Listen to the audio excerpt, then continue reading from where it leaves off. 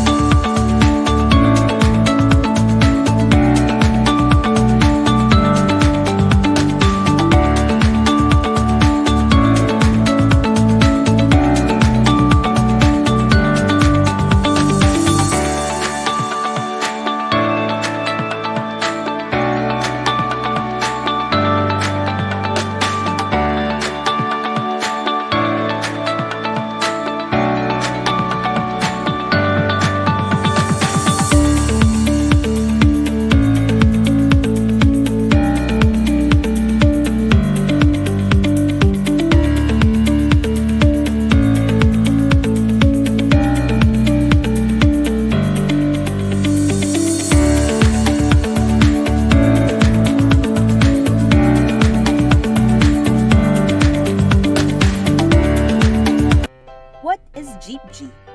The CEAP stands for JEEPGY, and I stand with them. I stand for justice and peace. I seek a society free from war and the threat of it, a society that accepts and respects diversity, protecting the rights and dignity of every person. The CEAP stands with me through their programs on conflict resolution, peer mediation, and peace education. I stand for ecological integrity, for respecting the environment as our common home and working together for its preservation and protection. The CEAP protects our common home with its programs in food security like organic farming, energy management, and the preservation of key ecosystems like the Save the Sierra Madre program.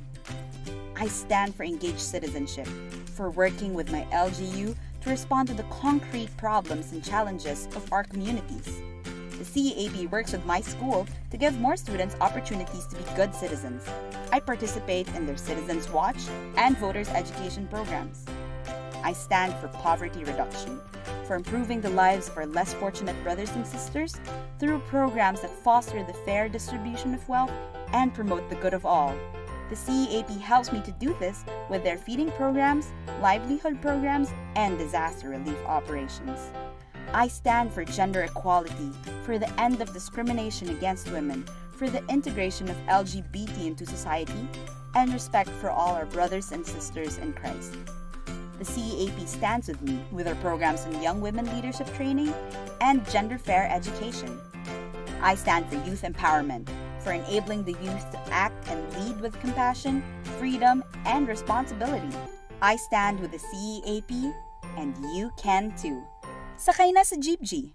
Talk to your regional JEEPGY champion to see how you can help.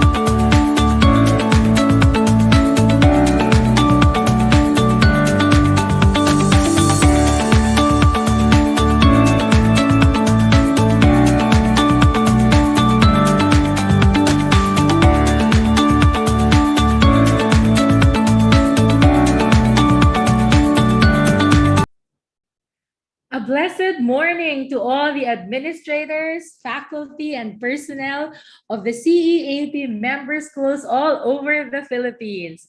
I am Mary Ann Cruz, the Deputy Executive Director of CEAP, and I will be your moderator today. Welcome to Day 3 of our 2022 CEAP National JEEPGY Conference, brought to you in partnership with the Private Education Assistance Committee, or PEAC. Before we continue, let us begin our session with an opening prayer, and we will pray the prayer for elections. In the name of the Father, and of the Son, and of the Holy Spirit. Amen.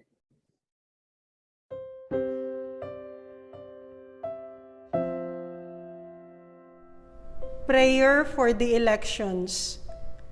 Let us pray that the forthcoming national and local elections may truly reflect the will of the Lord, who guides the destinies of nations. For every petition, let us pray together. Deliver us, Lord. Deliver us, Lord.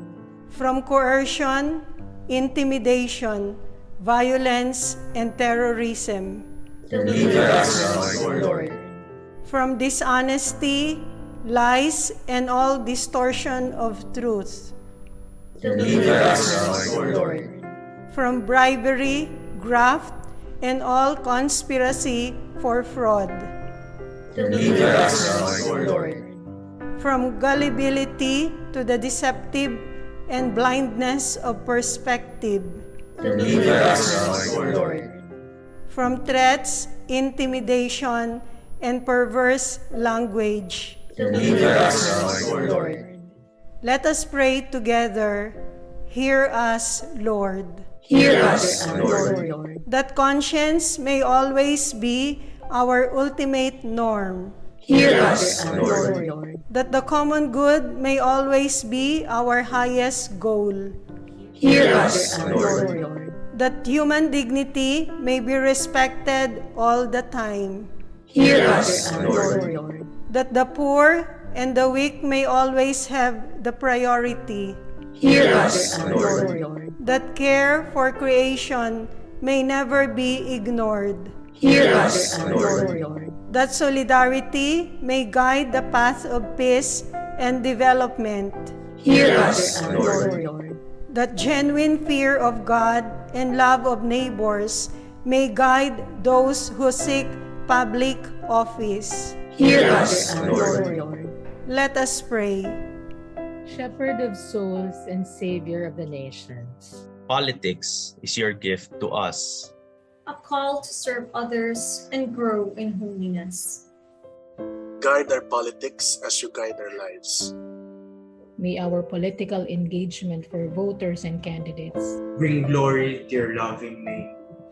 And help us grow in holiness forever and ever. Amen.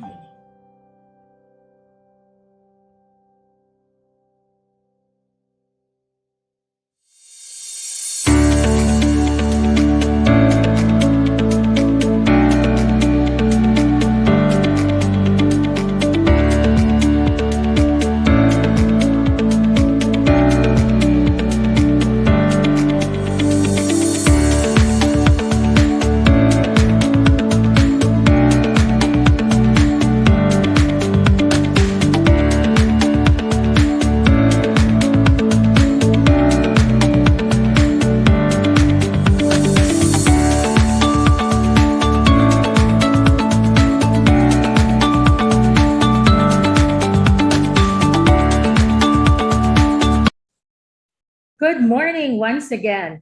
For those who just tuned in with us, we welcome you to day 3 of the JEEPGY conference. Yesterday, we had our session for youth empowerment and engaged citizenship with a session on elections and the Filipino youth, the challenge for Catholic education amidst disinformation. Today, our session is in good governance as a root of justice and peace.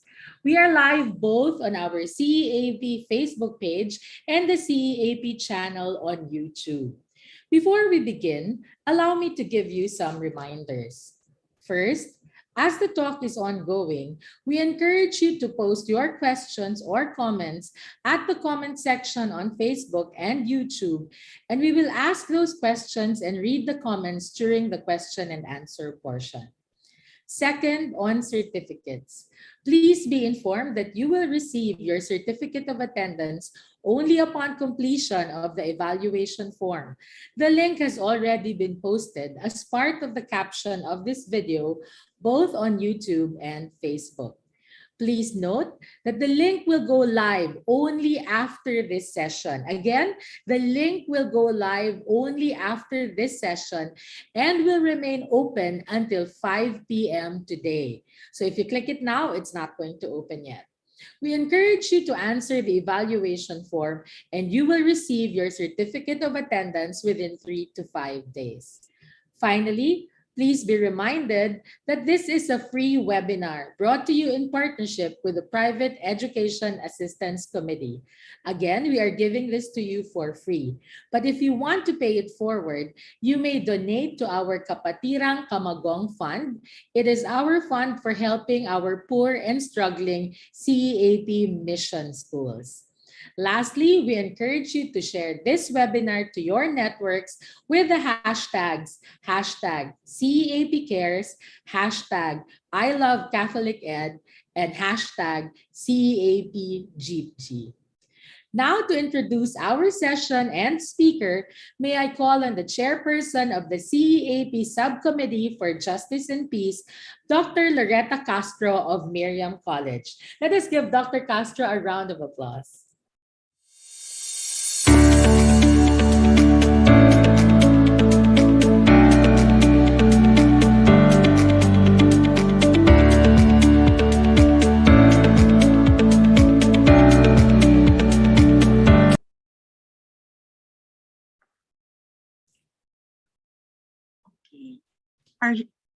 Our session today is a perfect sequel to the sessions we have had in the last 2 days, where speaking truth to power and the importance of facts versus false information were recurring themes.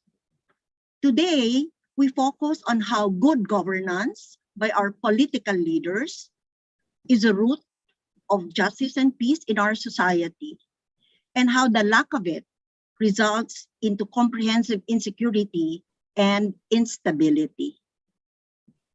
It is hoped that our conversation this morning will help us and those in our spheres of influence to exercise our right and responsibility to choose political leaders who will provide good governance at this critical juncture in our country's history.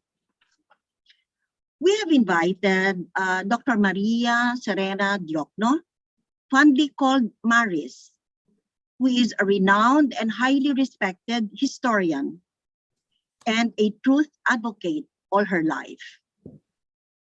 Dr. Maris Diokno is Professor Emeritus from the University of the Philippines, where she also served as Vice President for Academic Affairs from 1999 to 2006. She was a former chairperson of the National Historical Commission, but in 2016, she resigned from the commission in protest to the burial of the dictator Ferdinand Marcos at the libingan ng mga bayani. Dr. Maris Diokno is a distinguished academic and an engaged citizen. But above all, she is a Filipino who deeply loves our country. It is my great honor to present to you Dr. Maris Diokno.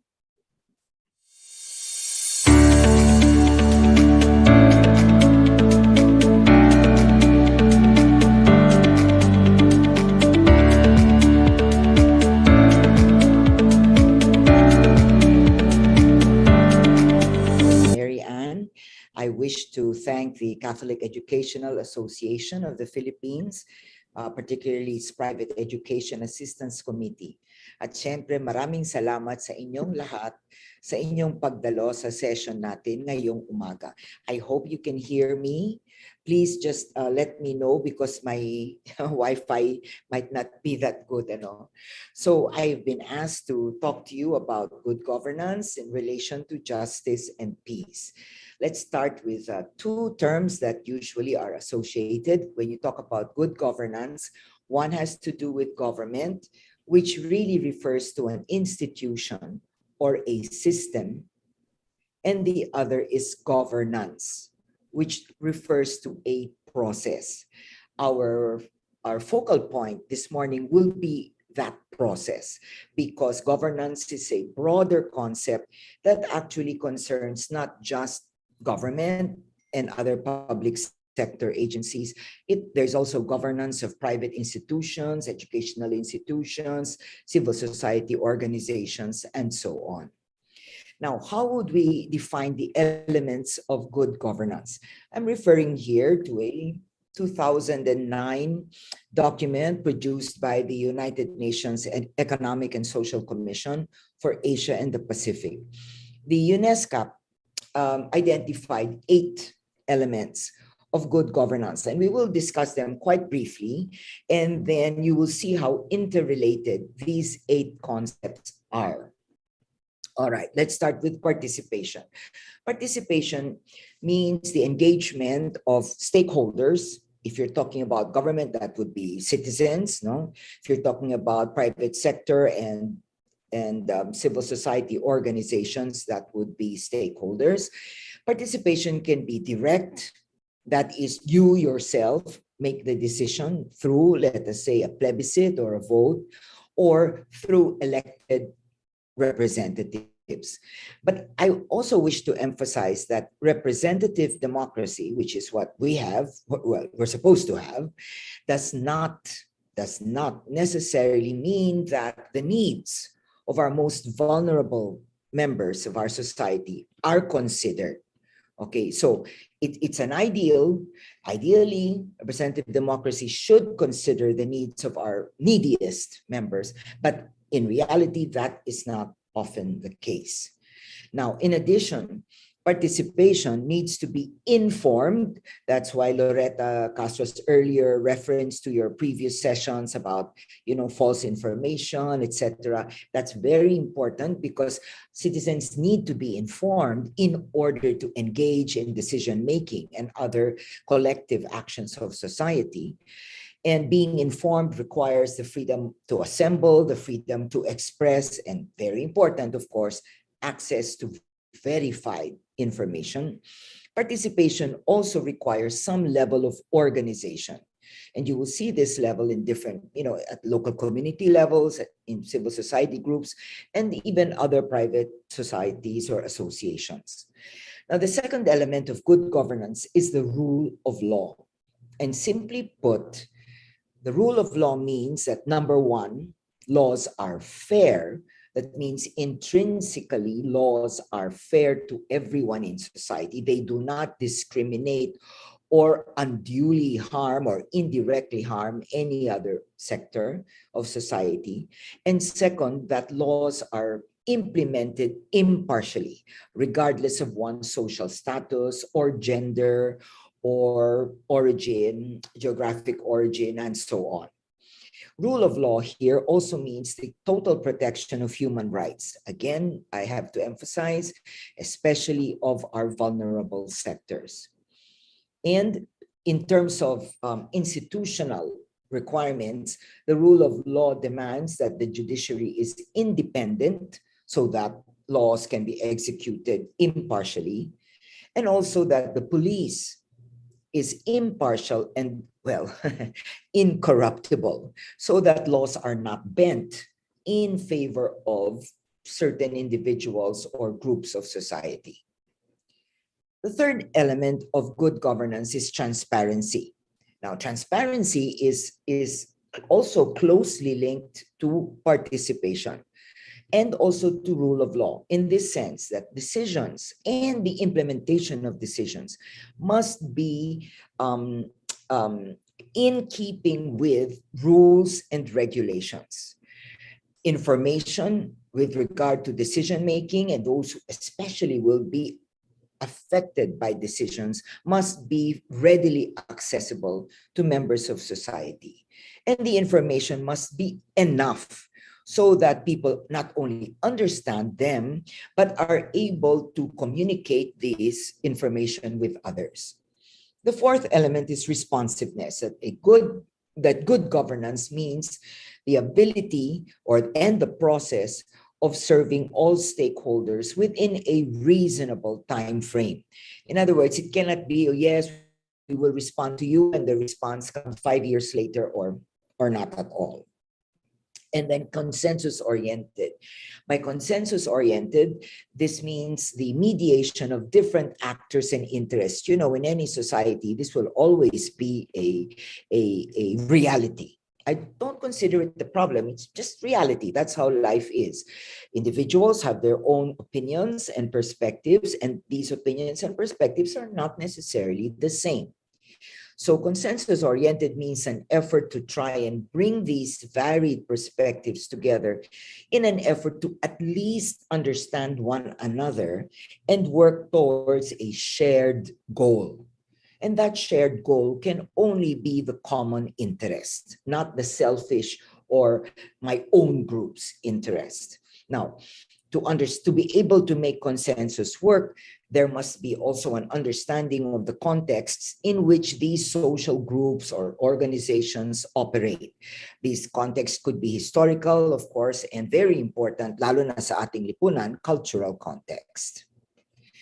The sixth element of good governance is equity and inclusiveness. And I relate this directly to participation, because participation cannot be full if only selected members of society are included in social engagement and decision-making. Equity and inclusiveness means that all members of society not only are able to participate, but that they know or they have confidence, that they have a stake in what goes on. And so in no way must they ever be made to feel excluded or removed from the social mainstream. And equity and inclusiveness also imply that the most vulnerable members of our society have at least an opportunity. I use the word opportunity because, sometimes a decision is up to you. Nandyan ang pagkakataon, depends how you use that opportunity. But at least they have the opportunity to improve their lives. Now, the seventh element, effectiveness and efficiency, I relate to responsiveness. If you are able to respond to society's needs, that would also require a considerable measure of efficiency and effectiveness. That is, you are not wasteful in terms of the resources of society, of the country, of the nation. You use these resources to the best of your ability in order to serve people's needs. And there is also a long-term perspective of sustainability. In other words, we do not want to destroy the environment in the service of society. Those two goals should never be contrary to one another. Protecting the environment and protecting society should come together. And the eighth and final element of good governance is accountability. And I relate this to the rule of law. Because if the law is not impartially enforced, then some people become accountable, and usually those in power escape accountability. So accountability is a principle that applies to everyone, not just to government, but to educational administrators, to those working in the private sector, and civil society organizations. And we are all accountable, if you are the government, to all citizens, and if you are an educational institution or a civil society organization or even a private corporate organization, you are accountable to your stakeholders. These would be persons who would be affected by all decisions or actions that you make. Now, of course, you cannot enforce accountability without the rule of law and without transparency. Transparency is crucial, no? Because we don't know pala nagnanakaw na, and that's all hidden from us. We don't even know who is accountable because the information is not shared with society. Okay, so what is interesting about these 8 elements of good governance is that on paper, ideally, it sounds beautiful, but in practice, let's accept that good governance means different things to different organizations and sometimes to different actors within these organizations.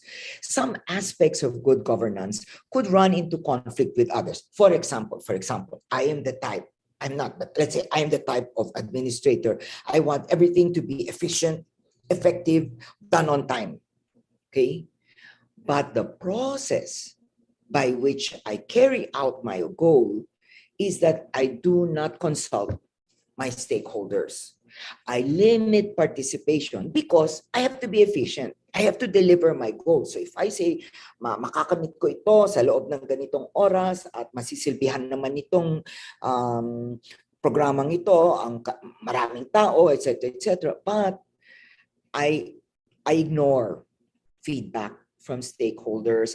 I ignore suggestions about how my program might be improved. So immediately you have competing concepts or competing elements of good governance. On the one hand, efficiency, effectiveness, responsiveness. On the other hand, participation, equity, inclusiveness. So the concept of good governance has been criticized also from this point of view. And as an academic, it is my task to explain that there is this limitation with regard to the concept of good governance. That's why some say it lacks coherence because, for example, I am in a private sector whose primary motive is to make profit. Okay, that's what I'm here for. My company, I want to make money. But what about, let's say, the rights of my workers, or benefits that might help them, have a better life. It's always a balancing act. You want to make money, but you also must respect the rights of your workers, their capacity to create decent lives for their own families. And this is why good governance is not the perfection. It's a wonderful concept. I think the 8 elements are a wonderful guide, but we have to be conscious as engaged citizens about how to work out and satisfy these different elements. Now, in my view, from the standpoint of justice and peace, which you have asked me to talk about this morning, I would reduce those 8 to 5. Okay. Participatory, which would include inclusiveness, equity, consensus-oriented. So I sort of lump them together under participatory. Responsive to society's needs, which would also include some degree of efficiency and effectiveness. And then transparency, because again, without any information, nobody can participate. If you don't have information, you won't know what to respond to. Rule of law, okay, which ensures that processes are legitimate, that they are fair, okay, and then of course accountability. So these are the 5. I would reduce those 8 to 5. Actually, what I did was to just simplify the UN model. Now, how do good governance and justice and peace relate to one another? In my view, the overriding principle of good governance should be justice. Okay, so justice is the overriding principle of good governance, and peace is the outcome of justice. So this is how I would put together these 3 very important concepts: good governance, the process; justice, its overriding principle; and peace, the outcome. Okay, now, first, I know what you're asking. So what is justice? To explain what justice is, I would like to borrow a concept not invented by me, but by my father, who wrote an article. This was still during martial law, when he wrote a paper entitled A Filipino Concept of Justice. And he did this by examining Philippine languages to see how, from our language point of view, we articulate these very abstract concepts. And of course, justice was the one he focused on because it was very close to his heart. And here I am borrowing his words, so I wish to acknowledge he is the source, not me. So in our languages, Katarungan, the root word tarong, is a Visayan word, okay, which means upright, appropriate, correct. So from this, he would conclude that justice is rectitude, meaning doing what is morally upright, doing what is appropriate. That would also say that Katarungan includes the concept of equity. You see, in the English language, equity is a different concept from justice. But in our language, there's no native word. And by being upright, doing what is appropriate, the implication is that these are embodied. Second, when you talk about right in our language, then the word karapatan comes from dapat. Again, dapat has a similar meaning to tarong. Dapat, what is appropriate, what is fitting, what is correct. Okay, so from a Filipino point of view, justice and right are intimately related. What is just must also be right, and what is right is also just. What about the law? In our language, law, the term is batas, which means command. And what that implies is that from a Filipino perspective, a distinction is made between justice and law. What is legal may not always be just. And when my father wrote this was of course during martial law, when Mr. Marcos was issuing all kinds of presidential decrees, other forms of executive issuances. We know this, no? The ASO, arrest, search, and seizure order, and all of these other issuances that were not just, but were given a cloak of legality by the regime at that time. And the last word he looks at is privilege, which in our language is privilegio. And from this, what is implied is that privilege is an alien concept. We borrowed the word from Spain. Okay, so the conclusion is, in summary, and I quote this from my father, our language establishes that there is a Filipino concept of justice. So it is highly moral because it is connected to our concept of what is right, what is appropriate, what is fitting. It is similar to, but broader than, Western concepts of justice, because our notion of justice embraces the idea of equity, inclusiveness. Our concept of justice is a discriminating concept because it is able to distinguish between justice and right on the one hand, and law and argument on the other, meaning that the law may not always be just. Our Filipino concept of justice has a fundamental element, which is fairness, and our concept eschews privilege and naked power. So if you notice, when I use justice in relation to good governance, then I am not referring necessarily to a Western notion of justice, but to something that springs from our own experience, given our language and our historical past. Now, how is justice delivered? Okay, so this relates to good governance. Basically, through three ways, through democratic institutions and practices, and this takes care of the three elements of participatory, inclusive, and transparent. The second is through the delivery of public services, which takes care of the elements of good governance that are responsive, efficient, and effective. And finally, through laws that are just or fair, and that are applied equally to all. And this takes care of the principles of good governance, rule of law, accountability, legitimacy. Now, if justice were delivered through these three means, then peace would not be a problem.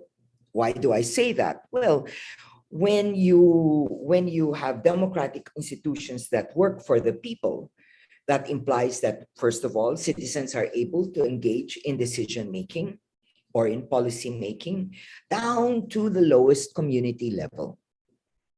It is inclusive, information is transparent, they are able to engage.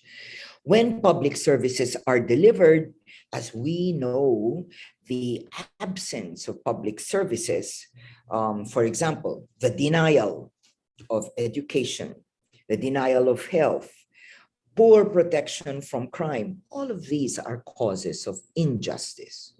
So the delivery of public services is directly connected to the principle of justice. And then laws, the rule of law. Again, another cause of injustice is when laws are inequitable, that they are only applied to some. You steal a cell phone, you end up in jail. You steal billions, like in the Farmali deal, and you remain in power and you continue to make money. So, this is a cause of injustice. Now, how do we connect that? Now, I was trying to think about how to give you practical examples. And here I would like to acknowledge some of you who were kind enough to send in questions. I received 8 questions in advance. Thank you to Nena, Barotag, to Janice, Kunabang, Adonis, Noblesa, Sister Maria Evangelina, Michelle Carian, Maria Lerma, Villamor, John Kevin, thank you for sending your questions. And I was going over your questions, and 6 of them, more or less, 6 of you ask about how we can teach or address concerns of justice and peace, either in the classroom and or outside the classroom, meaning in our daily lives. And 2 of you asked about justice and peace directly in relation to the forthcoming elections. So I decided, since we are all in the midst of the of election fever, then I wanted to focus on this big challenge that we face. Now, before, I think I'm older than most of you here. But during my time, this was before, before martial law. When you talk about elections in the Philippines, it was 3 Gs, guns, goons, and gold. Okay. Today, you might still need that gold, that people have money, have an advantage, okay? But there's an additional factor now. It's really mis or disinformation. And I wanted to give some, maybe perhaps more practical applications. So from a very conceptual framework, we'll try to bring it down to actual reality. Okay, let's take a quick look at the profile of our voters so you understand where I'm coming from. And I got this from the article of Andrew Masigan, who did a very good analysis of surveys and, this and that. So our current voters, about 49% are young. By young, I mean anywhere from the age of 18 to 44. And of course, the younger segment of this batch were not even born during martial law. In terms of social class, 75% have earned a monthly household income of 10,481, which is below the minimum wage, to 20,962, which is, given the prices now of gasoline and cost of living, 22,000 is not a lot of money, especially if you have 3 or more children. And then 14% live below the poverty line. With regard to education, 21% of the voters have no formal education or at most elementary schooling, and 57% finished high school or a vocational course. Now, what about internet access? All right. In the Philippines today, believe it or not, 92.1 million Filipinos are active. So social media has become really a public form of social engagement, social communication, means to information, and so on. And the Philippines holds the record of the longest number of hours spent daily in the world, spending an average of 10.27 hours a day on social media. Everyone is hooked onto their cell phone. Now, in terms of social media platforms, the number 1 platform would be Facebook, followed by YouTube, Instagram, and TikTok. I think TikTok is more the platform of the young. And then other than free TV, free as distinguished from cable TV. So other than free TV, social media has become the primary source of information. Now, if you put this profile together, what is the impact? These are not my words. I'm borrowing here from Andrew Masigan. These are, quote, the perfect conditions for disinformation. And why? 1, a large segment of our voters too young to know what happened during martial law. 2, with little or no education, a large majority of our population are susceptible to dis and misinformation. 3, our population is also mostly poor, and quite a number blame the rich rather, for their hardships. And finally, we have a population that is armed with a mobile phone that, quote, enables them to be force-fed this information. All right. Now, let's look at this in practical terms. This came in Facebook from a friend, but since he shared it publicly, I assume we could do this. So he said that one day in February last month, there was something going on in his neighborhood. So take a look at the interview. He decided to go around and interview. So sabi niya siya, o sinong iboboto mo? First interview niya, si BBM. Hindi ba magnanakaw pamilya niya? Walang napatunayan naman. Hindi ba nga may hatol at ayaw nga ikulong yung nanay? Matanda na eh. Di ba matanda rin yung nagnakaw ng mangga pero agad inaresto at kinulong? I don't know if you recall a few months before that an elderly man was caught with mangoes. I think he had stolen from a tree and he was jailed. And the reply to that comment was, tumawa lang. Sample interview 2, sinong iboboto mo? Hindi ako sigurado, malamang si BBM. Di ba magnanakaw? At sinungaling yan. Ayaw niya kay Lenny, Isko, Lacson, at iba pa. Ayoko kay Lenny. Mas mabuti bumoto ng magnanakaw kasi nakapagnakaw na yan at di na magnanakaw ulit. So he says, ang daming magnanakaw na nagnanakaw hanggang katandaan nila. Di ba mahirapan tayong lahat niyan? Ang bahala na. Basta, by the end, si BBM ako. So what we want to do is try to examine myths about martial law, because I'm a historian. I've examined with a team, with colleagues from my Department of History in UP. We've looked at, textbooks, how history is taught and so on in certain grades, the elementary level. And I would like to just focus on 2 predominant myths about martial law. The first is that the economy was great. Some call it the golden era of martial law. And second, that human rights violations were few. So let's look at the myth 1, the golden era. You will see on the left, typical type of Facebook post. This is walang Pilipinong naghirap nung panahon ng batas militar o martial law. Okay. In fact, the blame is passed on to the Aquino administrations. But in fact, if you look at the data, by the end of martial law, if you look at the upper right corner, 6 out of 10 families were poor. And if you look at selected areas, of course, you can look at the rest. They're available. I put the source. You will find that in most other parts of the country, the number of poor families increased or grew during the period of martial law and reached their peak by the end of 1985, which was shortly before the dictatorship collapsed.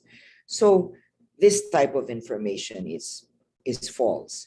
If you look at other data, farmers became poorer in the Marcos era.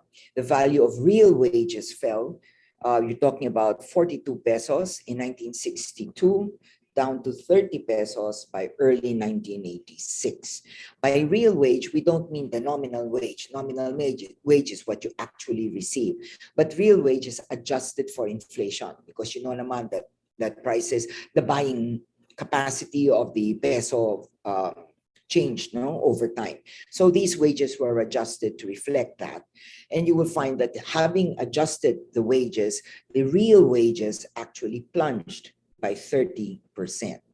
That's in the agricultural sector. What about the prices of goods? By the last decade of martial law, this had tripled. If you look at the middle of martial rule, what cost 100 pesos in 1978 cost 3.5 times in 1986, using the NEDA Consumer Price Index, pegging it 1978 equals 100, okay? Then what about our external debt? This one grew sky high, increased by 77 times in nominal terms and 24 times in real terms from 1961 to 1986. And you can see the graph there. Infrastructure, a lot has been said. If you look at the screen, you will see the 3 largest showcase hospitals built, the Heart Center, the Lung Center, and the National Kidney Institute. But in fact, according to the World Bank and the International Monetary Fund, most of the infrastructure projects were funded from loans. What I posted below the photographs is a report, an excerpt from the report of the Ministry of Health during the Marcos period in 1978. If you look at the top 10 causes, Most of these are public health issues. Okay, you have malaria, pneumonia, TB, influenza, gastroenteritis, whooping cough, diseases that were not given the kind of attention that you have for specialized diseases like National Kidney or Heart Center, or maybe even the Lung Center, because what could have been strengthened would be places like the Quezon Institute, which has traditionally and long focused on TB cases and so on. So public health was the primary need. Yet you will see that the regime chose to focus on these specialized hospitals. For every $9 spent on the military during martial law, $1 was spent on healthcare. And in the last 2 years of the Marcos regime, 30 to 40% of the budget for health supplies and materials went to corruption. In terms of cultural infrastructure, you have Cultural Center of the Philippines, Manila Film Center, Folk Arts Theater, Coconut Palace. Many of these, all of these were projects of Mrs. Marcos. The Cultural Center was her gift to her husband on his 52nd birthday. And by the end of martial rule, the CCP incurred such a huge debt of unpaid obligations that these had to be settled by the administration of Mrs. Cory Aquino, President Cory. And then you have Manila Film Center, again, a project of Mrs. Marcos, and she rushed this for some film festival. 4,000 workers were deployed in 3 shifts, working 24 hours a day, nonstop. The lobby, imagine, was completed in 72 hours instead of, sorry, it should be 6 weeks, not wheels. What happened on November 17, 1981? Early morning, the scaffolding collapsed. 169 workers, many of them were simply buried under the cement. This building cost about $25 million and it is still rarely used. The Folk Arts Theater, this was built for the Miss Universe contest. Can you imagine? Given our needs, our massive needs, this was built for the Miss Universe contest in 1974, completed in 77 days. And the Coconut Palace, of course, that also still stands today, created by Mrs. Marcos to showcase different forms of Philippine architecture. Ang masakit dito, yung pondo nito, nanggaling sa coconut levy. And that was supposed to be used for the welfare of coconut farmers. There were other infrastructure projects they like to show off, like the San Juanico Bridge, which was Marcos's gift naman to his wife. And then the Bataan Nuclear Power Plant. This was awarded by Mr. Marcos to Westinghouse. Imagine the initial cost, $500 million. It grew to 1.2 million. And by the time it was completed in 1984, it cost $2.3 billion. We are still paying that debt for a plant that never was opened, never used. More than 4,000 defects were found at that time, including its location close to Pinatubo. Of course, when this was completed in 1984, they did not know that, the Pinatubo explosion happened, I think, a few years after that. And this was never used, even as we continue to pay the debt. Executive order issued by the current president talks about studying the reopening of this plant. Now, another myth is that Marcos fought the oligarchs, but in fact, he created new ones, collectively called his cronies. And one is Roberto Benedicto, who was Marcos's classmate at the UP College of Law. And this was the guy who helped arrange Marcos's corporations and helped him open an account in Switzerland. And he got a lot of things in exchange for that. He was appointed chairman of Philippine National Bank. He was able to use the bank funds for his own businesses. And above all, he was given monopolies in sugar and media. Now, after the dictator fled with his family. In 1990, he returned $16 million from 16 bank deposits. Apparently, these were placed in his name as a dummy. His shares of 32 companies and some cash dividends and agricultural properties. So this crony, if you look at the cronies, he was in charge of, he had sugar and he had media. And there were several others. Antonio Floirendo, his was banana, and known for using prisoners as his farm labor. And then Mr. Coangco Danding, who controlled the Coconut Planters Bank.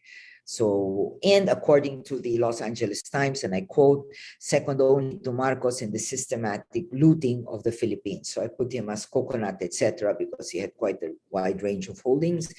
And then Rodolfo Cuenca, the Construction Development Corporation, which bagged large government infrastructure projects at that time, like the North and South Expressways. His firm grew to be the largest, not just in the Philippines, but also in Southeast Asia. So when people say nilaban ng mga oligarkiya, well, there were new ones who replaced them. Now, what about their own wealth? In 1968, this was even before martial law. This was during the first term of Mr. Marcos, because he won in 1965, was re-elected in 1969.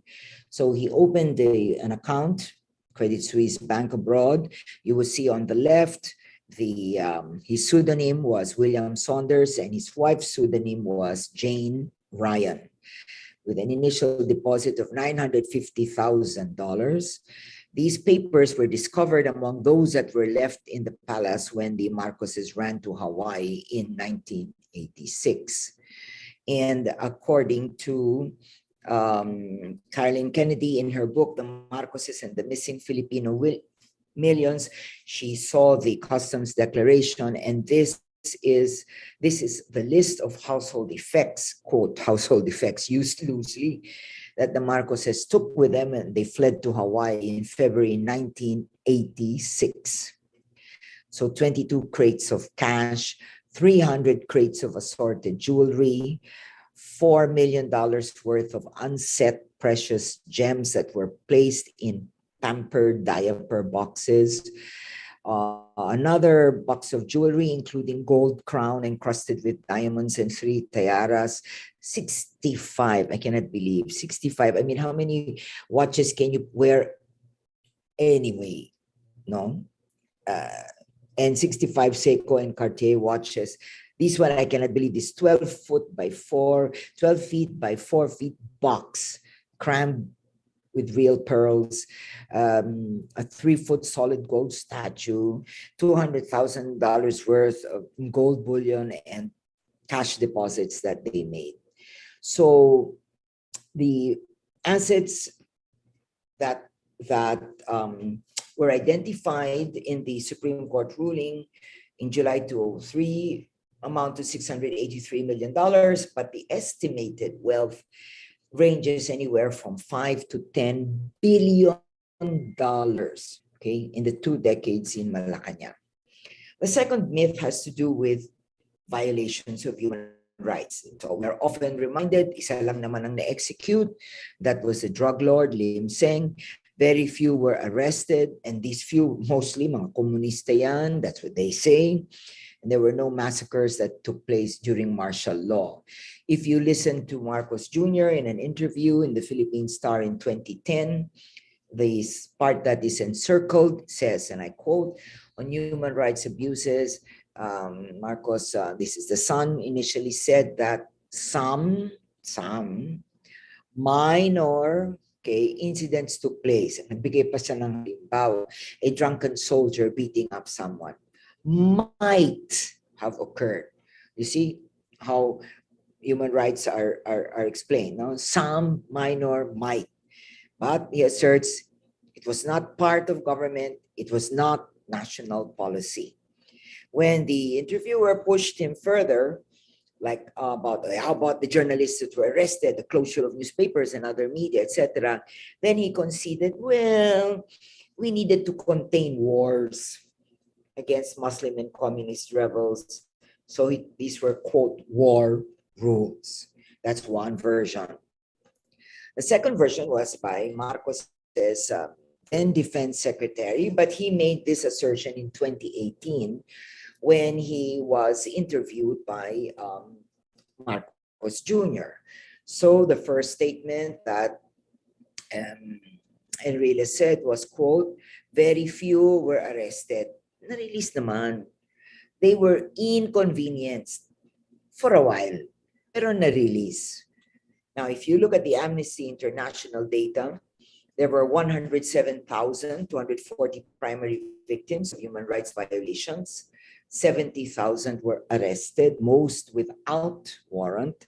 34,000 were tortured.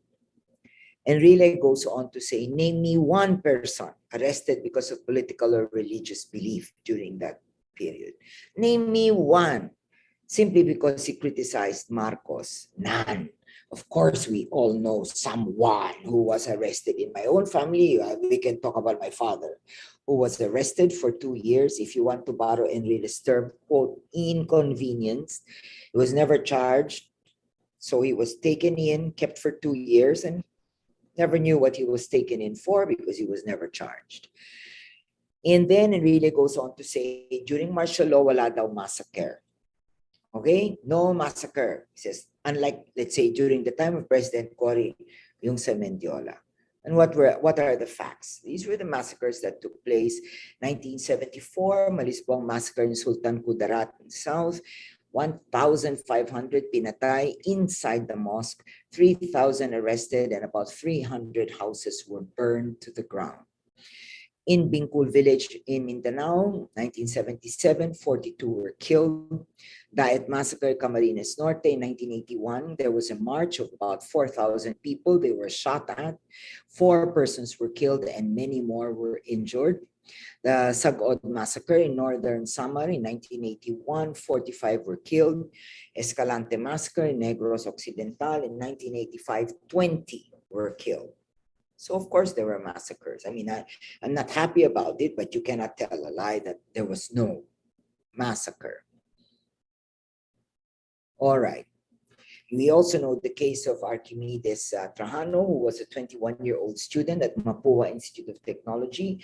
During the open forum at pamantasan ng lungsod ng Maynila, he asked the question of Amy Marcos. She was the speaker at that time. He asked her about her ability ability to lead the Kabataang Barangay. She was appointed by her father to head this.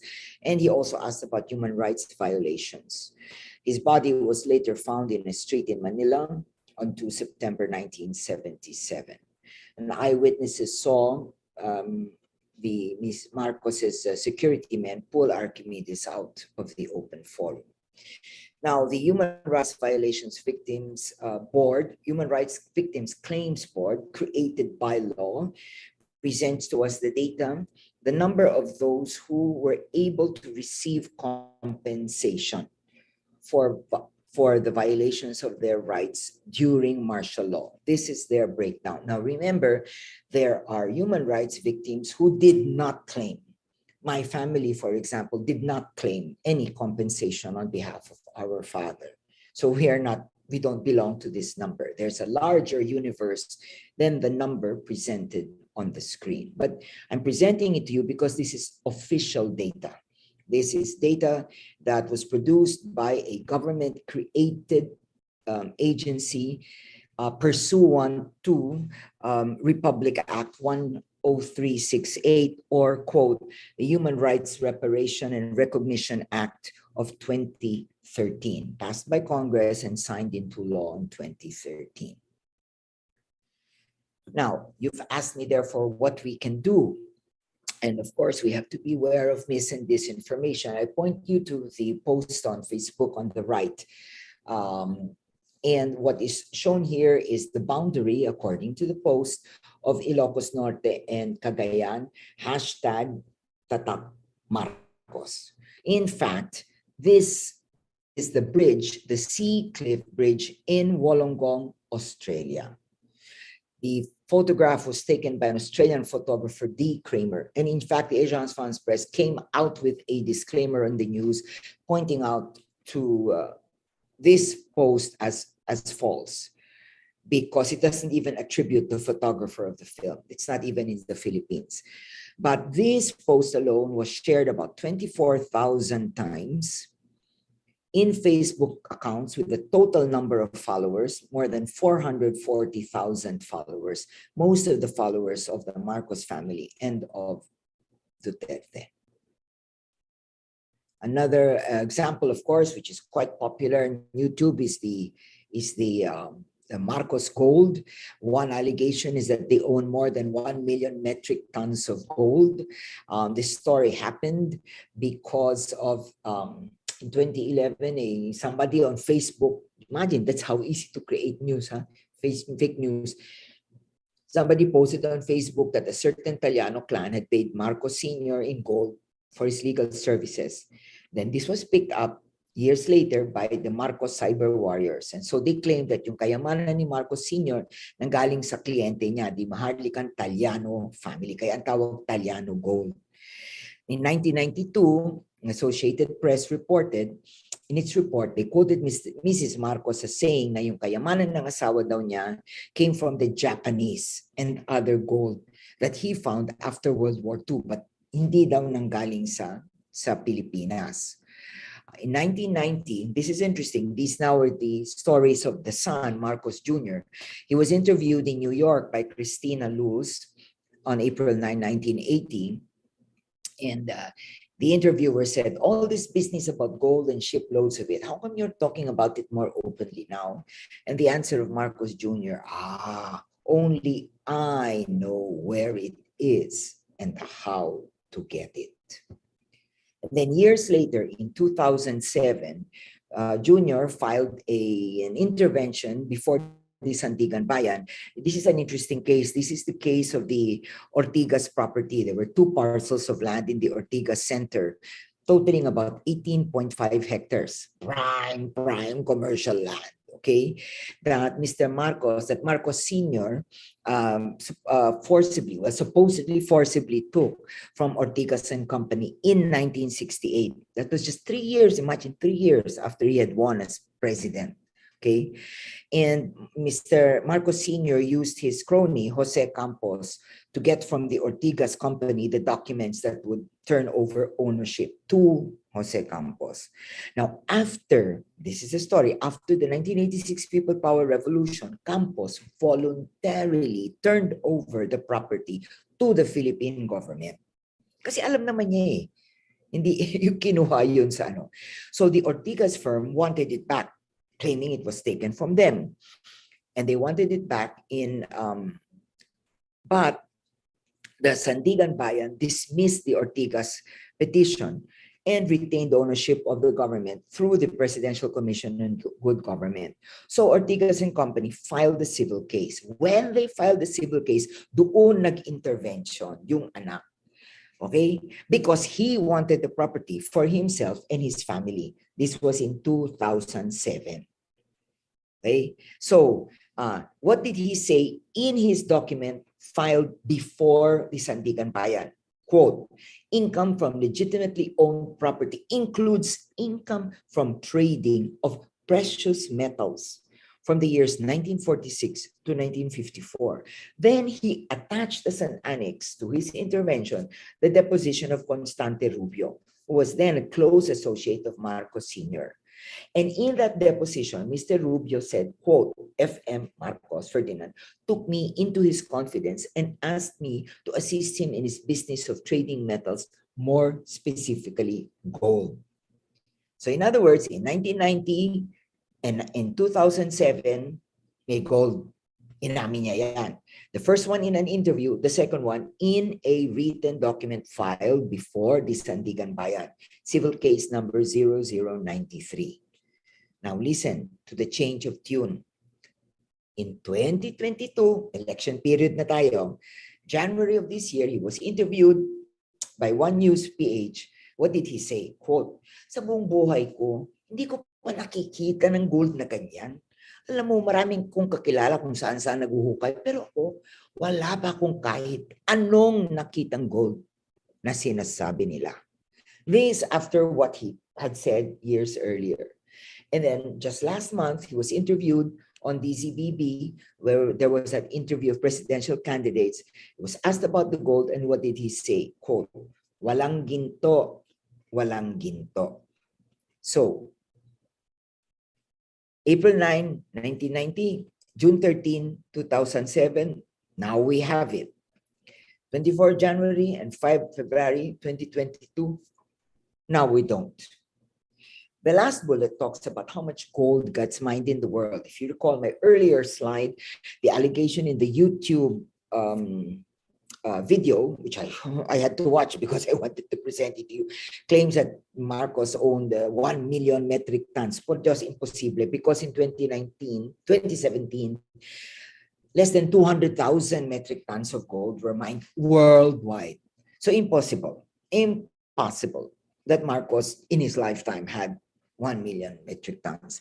But people watch that and believe it.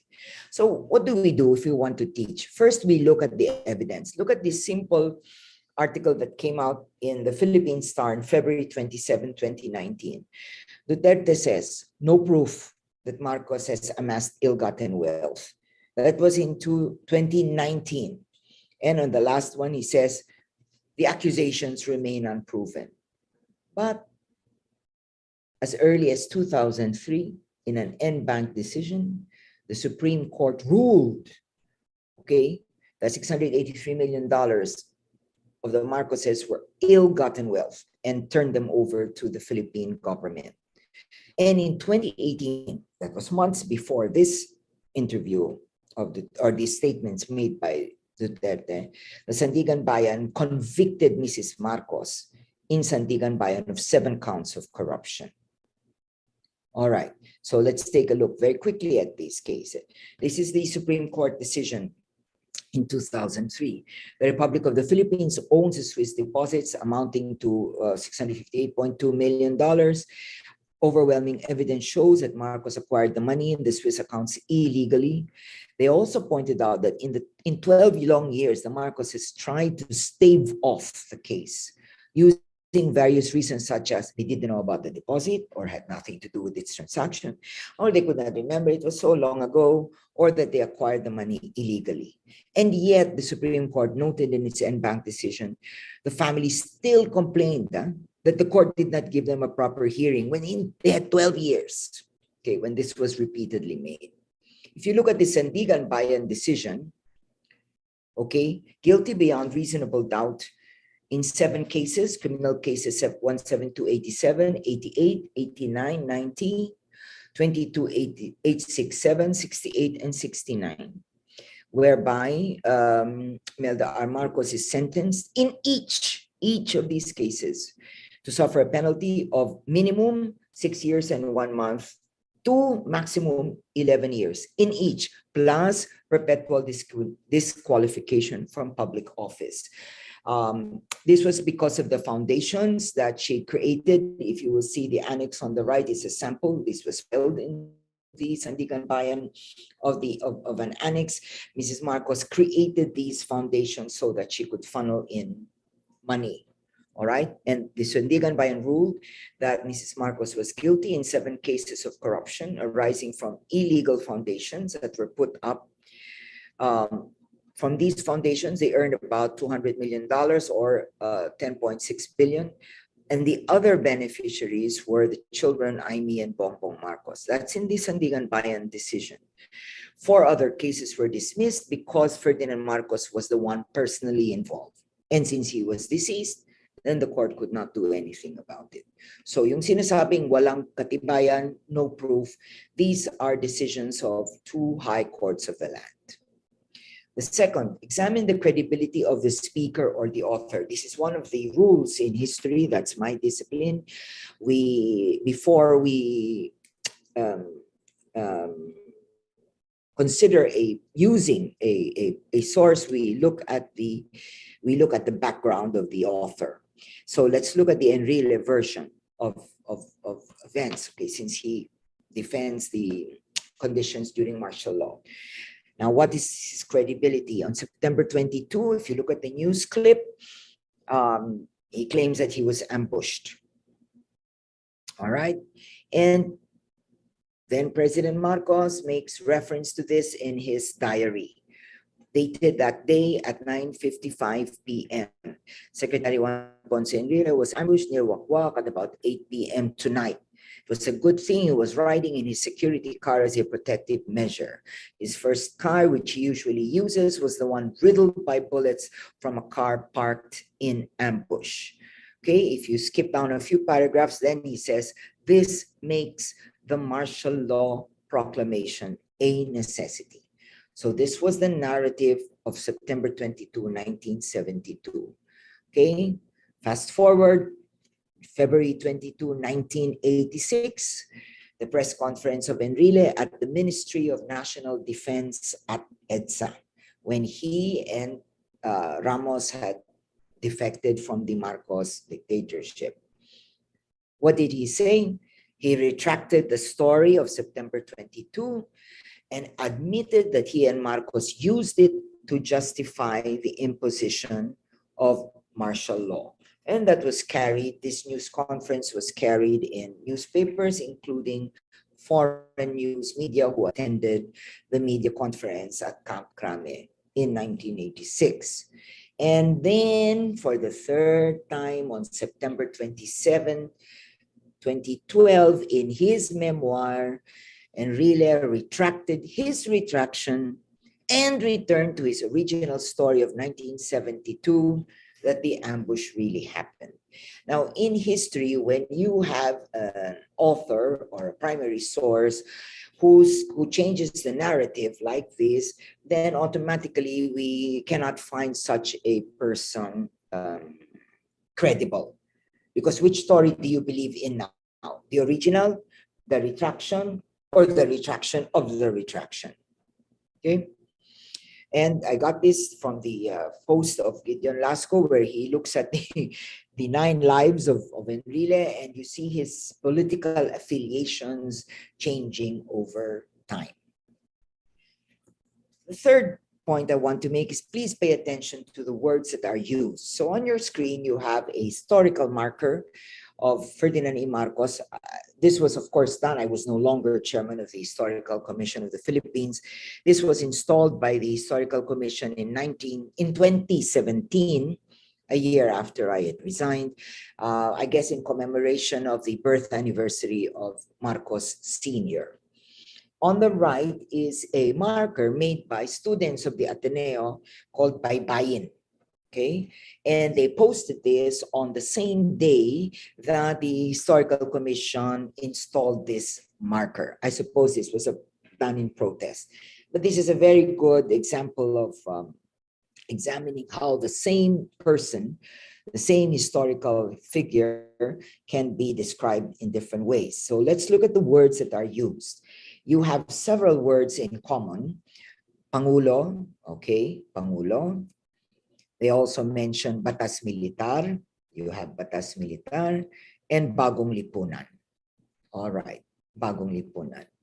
Big difference is that the student marker uses the term dictador and then uses as examples the suspension of the writ of habeas corpus, you know, laws in the snap elections, ngunit inangkin pa rin ng pagkapangulo, and how many were killed, tortured, and forcibly disappeared during the term of this man, and how much money he and his family stole during his term.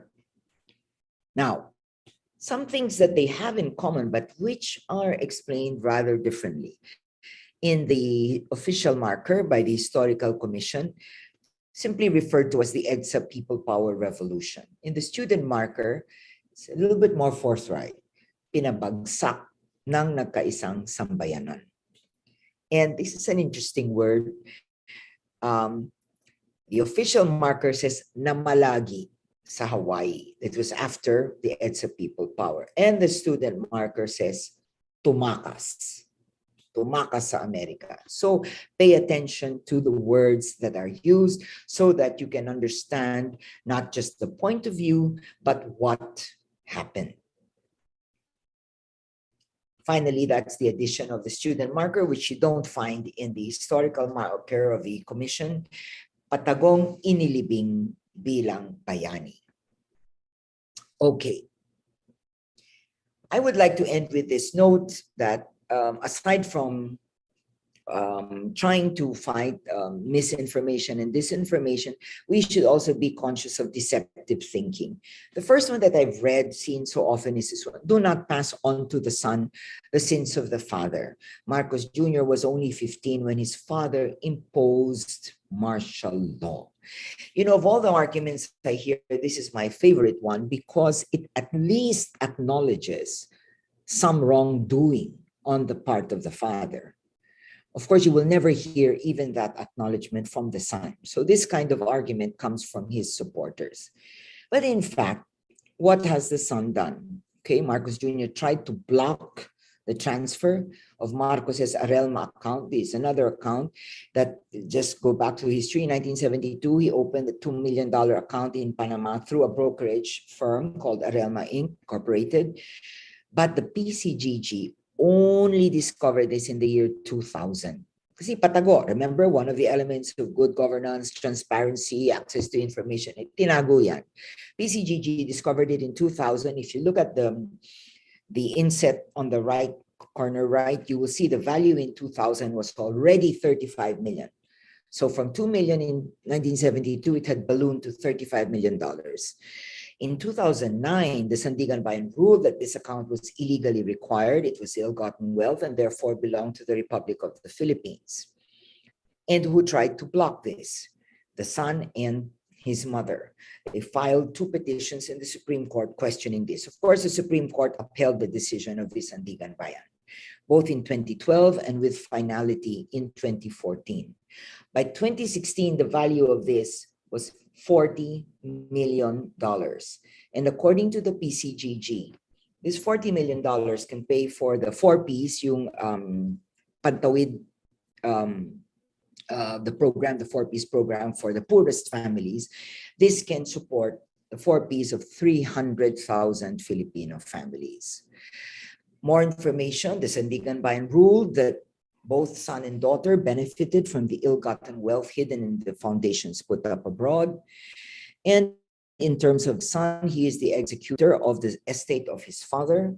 According to the Bureau of Internal Revenue, the inheritance, this is not income tax, the inheritance tax, and I got this from the column of Justice Antonio Carpio, the inheritance tax in 1987 was determined to be 23.29 billion pesos.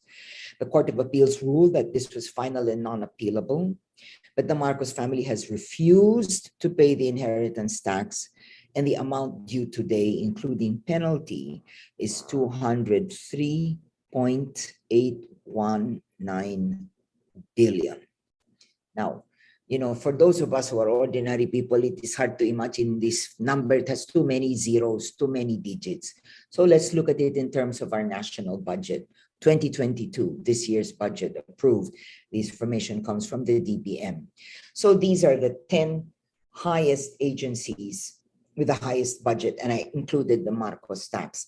The DepEd one is only DepEd. If you add CHED, SUCs, and TESDA, of course, the figure is higher than DPWH. But just for today's exercise, I just looked at the DepEd budget. So if you look at the Marcos tax that they owe, which they have not paid and which they refuse to pay, it's 2.38 billion. It is larger than the entire budget of the judiciary, of the Department of Labor and Employment, of the Department of Transport and Transportation, of Agriculture. This is almost the same as this year's budget of social welfare. It is slightly smaller than the budget of National Defense, a little bit smaller also than Interior and Local Government and Department of Health. Can you believe it? That much money is larger than or nearly equal to at least to more than half of the 10 highest agencies in terms of the national budget. Incredible. So some people will say, Marcos Jr. parents ang naman nagnakaw. I heard this from one of their senatorial candidates. Hindi naman siya yung nagnakaw, magulang niya. Correct? But he benefited and continues to benefit directly from their ill-gotten wealth. To date, he has not paid the family's inheritance tax plus penalties. He has also not paid his own income tax from 1982 to 85 when he was vice governor and governor of Ilocos Norte.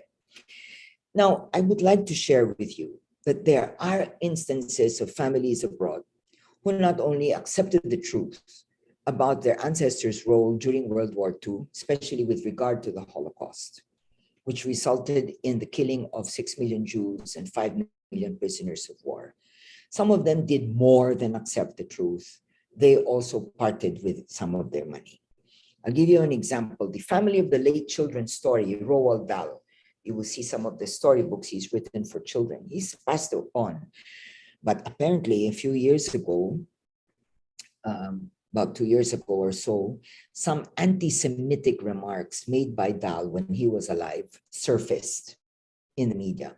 His family was appalled, and they wrote a public apology on their website.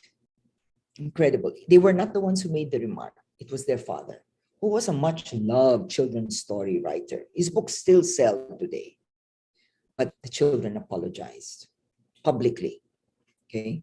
Second is the Raymond family. They own Krispy Kreme donuts, among others, okay? German family. This is interesting. The children grew up hearing stories about the father and the grandfather's conduct during World War II. But, you know, they didn't know what the story was. Do you know that they hired a professor from the University of Munich, I think? They hired him and told him, here, they gave him everything. These are the family documents. Examine them all. Do other research. Tell us what happened during the war. We want to know, if any, the participation of our father and grandfather. And the professor came back and showed them the information. And it was terrible that not only did their father and grandfather support Hitler, but they actually used Nazi camp prisoners as laborers in their factories. So this is what the family said, and I quote, "We were all ashamed and turned as white as the wall. There is nothing to gloss over. These crimes are disgusting," end quote. Categorical statement from the Ryman family. And they donated to charity because the present generation was really appalled. They could not accept that this was done. And so to make up, this is what they did. And then there's an interesting story of Thomas Edelman, a German businessman. You know, he never met his grandfather because he grew up, his parents separated, so he did not meet his father's side. He didn't know his father, he didn't know his grandfather. Anyway, he began to research about his past and all, found out that during the war, his grandfather forced a Jewish family in Germany to sell their business to his grandfather. So he tried to trace the relatives of that family. And he traced it to an 83-year-old retired teacher, now living in Israel. She was the only living descendant. And then he wrote her and he said, you know, I would like to write. He said, and I quote, "I believe that if my family supported the injustice your grandparents experienced, it is our duty to take this into account and take over responsibility, at least in getting in touch with you, to listen and learn. As I am part of the Edelman family, I want to take the first step and listen to you. I do understand that you might not see any benefit for yourself personally in talking to me.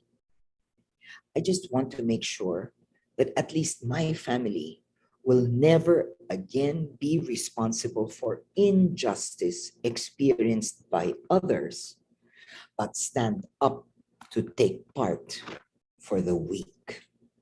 And you know, she wrote back and said, "Let's meet." And so he flew over and met. And then my last story is about Catholic Pope Pius XII. You know, in history, there are a lot of questions about Pope Pius XII's conduct during World War II, especially with the Holocaust. He was very silent, and there are different theories that have emerged to explain his silence. Now, by tradition, papal tradition, the papers of a pope cannot be opened until 70 years after the end of his term. So in Pope Pius, the case, that would be 2028 pa. But 2019, Pope Francis, the present Pope, announced publicly that Pius's archives would be opened. And I love this quotation because, quote, "The church is not afraid of history. Rather, she loves it and would like to love it more and better as God does." So you will see people who fear history, maybe they have something to hide. No? But in this case, even the church has shown, open the archives. It's open to researchers. Let them see what they find. The second and last deceptive kind of thinking I would like us to avoid is this one. And I've read it in some posts, martial law wasn't bad. I wasn't affected anyway. And those who were arrested, those were communists and troublemakers. Okay, this one is an example from this certain person. My parents were both government employees. We're not bothered by any abuses. Our standard of living was normal. Only the communists and activists were the disoriented group destabilizing the government. Well, maybe no one in his family was arrested. My father was for 2 years and never charged. And it's not good. I don't feel good hearing that that's simply how he is described, as a communist, activist, disoriented group destabilizing the government. He didn't even know what he was taken in for. So somebody replied to him. He said, "If walang nangyari sa inyo, sa pamilya niyo during martial law, thank God. Thank God naging safe kayo. Pero to discredit, forget, and worse, laugh at the loss of lives, among other abuses, whether or not they're innocent or activists, is plain wrong. You won't feel the hurt until it hits close to home. And look, only one liked and the other got more responses." So I end with this slide. Bes, ang martial law, parang bagyo. May lugar na umulan, may nasalanta, mayroon namang namatayan, sa iba, umaraw. So, wala ka ng pake kasi naawaran ka. I think there's no room for injustice, for indifference rather. There's no room for indifference when the welfare of others is at stake. So I wish to end here and thank you very much for patiently listening. I don't know, I think I've talked too long, so let's open the questions. May I stop sharing now?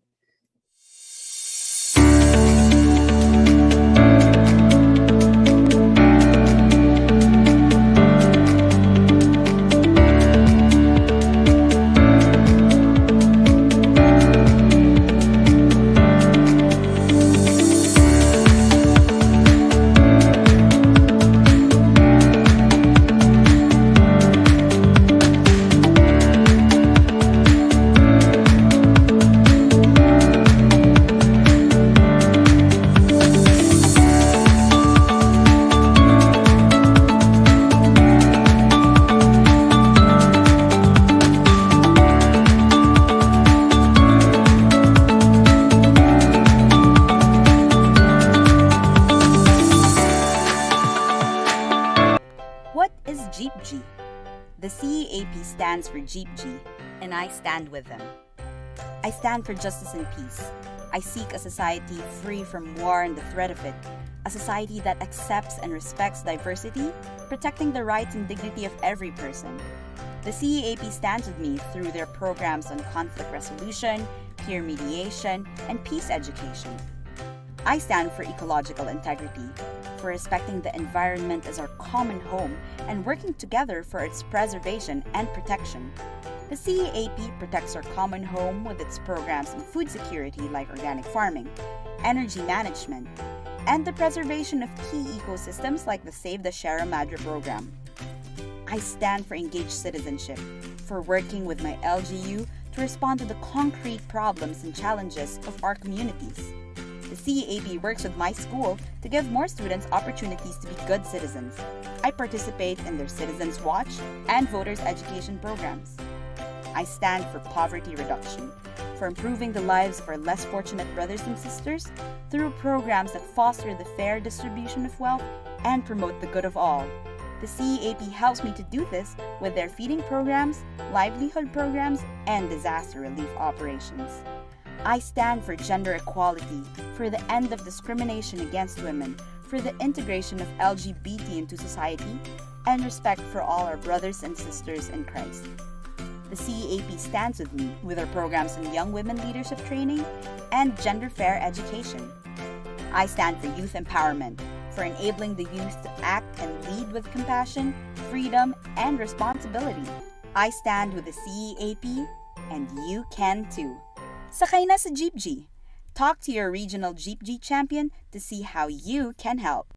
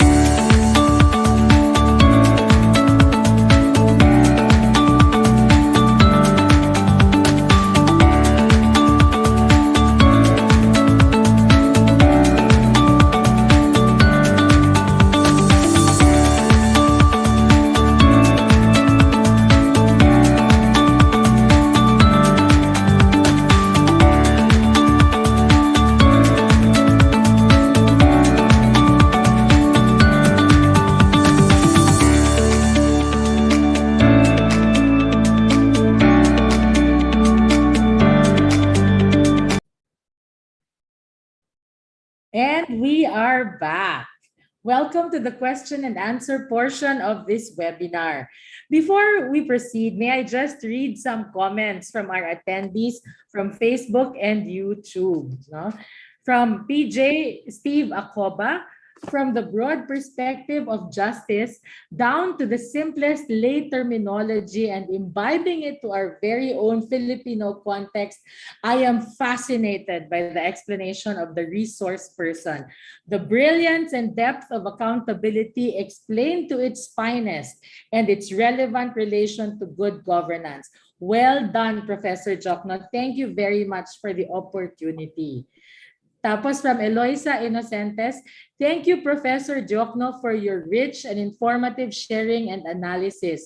You've systematically and concretely debunked the Golden Age myth through factual examples, many details of which are new information to us. Such atrocities, it makes it more frustrating when despite this information, you are still met with basta, BBM kami. And they start attacking all other candidates ad hominem. Hope for the long term. Your sharing ought to be the content of our history classes, araling panlipunan classes para never again. Hope for short-term, collaborative efforts of able institutions to counter Marcos cyber warriors and immediately produce and propagate the truth material. Yan, those are just some of the comments, no? And we also would like Thank to you. acknowledge those of us joining today. Father Iking Balongag, our Vice President, Ms. Adi Isidro joining from Rizal, Ms. Mel Reyes from Miriam College, Father Jobert Villasis from Aklan, hello, Mr. Alan Arellano, also our Executive Director. He says these are really valuable information that more people need to learn and appreciate. Thank you for sharing. So, Dr. Diokno, are you ready to begin our question and answer portion? Oh, yes, Mary Ann, at salamat sa mga nag-comment. Thank you so much. Oh, may nag-send pa nga ng stars. Ferdinand Kiachuan, 75 stars. Keep them So at least coming. pasado ako sa CEAP, ano? Oo, pasado. Actually, sabi nga ng mga nag-text rin po sa akin, talagang mind blown sila with all the things that you presented to us, no? The data, especially about the martial law years, parang ngayon lang namin narinig. Parang hindi po siya nakasama rin nung nag-aaral ako ng history, no? Ay, nako. And a lot of the teachers are also very grateful for the tips, no, on how they can how can they verify the statements, kasi I think this is the first time that some of the data you showed us were presented, and you gave a way by which they can verify the data, yung mga ganon, no? So maybe let's start with the first question here, no? With all this data that you presented, this is from Father Jobert Villasis, why are people still blind to these facts and still believe in the lies? What is the best way to counteract and correct these lies? I think medyo nasagot nyo kanina, but you might want to... Thank you. Thank you, Father Jobert. No, you know, in psychology now, they have this thing called confirmation bias, which is the tendency of individuals to listen only to other persons or sources who confirm the pre-existing beliefs or pre-existing notions. This is really a problem. I'm not saying that I have all the answers, but what I've tried to demonstrate to you today is, number one, always be armed with the facts. Always be armed with the facts. Know your sources. Investigate, know where they came from. Because in the end, kung maipaliwanag natin ito, alam naman ng tao kung ano yung totoo eh. Baka sasabihin sa atin, basta ganun pa rin ako, kasi ayaw mapahiya. Alam mo lang, meron din tayo yung na mahirap aminin na nagkamali. So wag nating hanapin yon. Ang approach natin sana ay basta ibahagi yung ating kaalaman. No? And then the second thing I've tried to do, aside from arming yourself with the facts, is to show some techniques of how to analyze them, how to approach. So that's why I said, pay attention to the words. You compare yung pagkasulat.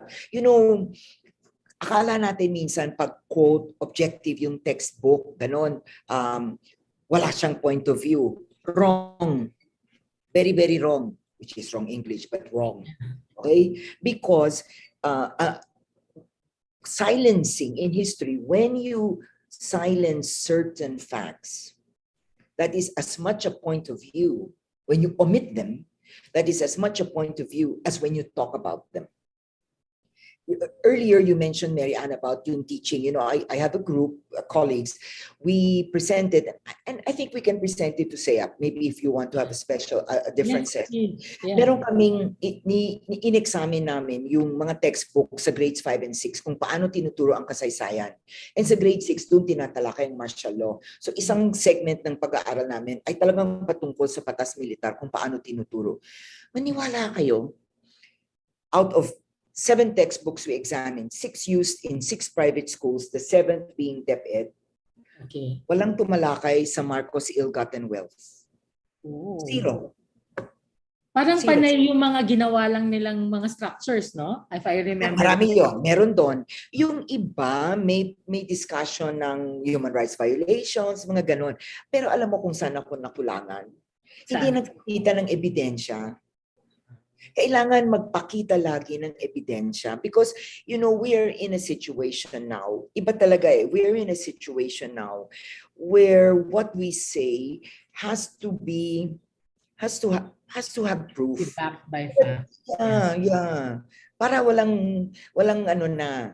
And then, so to go back to the question of Father Joe, but why are people still blind? One possibility could be confirmation bias. Another could be that they don't have access to these facts or they don't know where to find them.